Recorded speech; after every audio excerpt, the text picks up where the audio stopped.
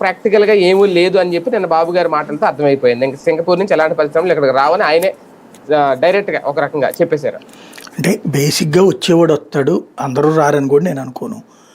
ఇక్కడ ప్రభుత్వం అంటే ఇక్కడ ఏంటంటే లంచాలు లేని, ఇబ్బంది పెట్టని లాభం వస్తుందంటే ఎవడైనా పెట్టుబడి పెడతాడండి ఎక్కడైనా సరే. ఇప్పుడు నేను వచ్చి ఇప్పుడు ఫర్ ఎగ్జాంపుల్ మనమే ఉన్నామండి, డిజిటల్ ప్లాట్ఫామ్ ఇప్పుడు మన దగ్గర ఒక 7-8 మంది పనిచేస్తారు కదా, అంటే ఎంతమందికి ఉపాధి కల్పిస్తున్నట్టే కదా లెక్క. మరి మనకు కూడా 2 ఎకరాలు 99 పైసలకి ఇవ్వమనండి, ఇంకో 100 మందిని ఇస్తాను నేను ఖచ్చితంగా. ఇంకో డిజిటల్ ప్లాట్ఫామ్ పెద్దది పెంచుతాను నేను. ఇంకోటి మనకి హానెస్టీ ఉంది, పన్ను ఎప్పటికప్పుడు కట్టేస్తున్నాం, భవిష్యత్తులో కూడా కడతాం. ప్లస్ ఎక్కువ మందికి ఉపాధి కల్పించాలన్న ఆలోచన ఉంటుంది మనకి.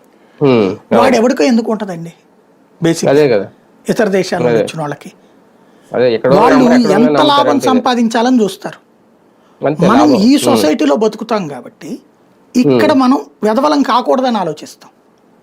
ఇక్కడే పన్ను కడతాం, ఇక్కడే ఉపాధిస్తాం, ఇక్కడ వాళ్ళకి రేపొద్దున డెవలప్మెంట్ ఉంటుంది. నాకు అదే అనిపిస్తుంది, వీళ్ళు 99 పైసలకి వాళ్ళకి ఇస్తున్నాం వీళ్ళకి ఇస్తున్నాం అంటున్నారు కదా.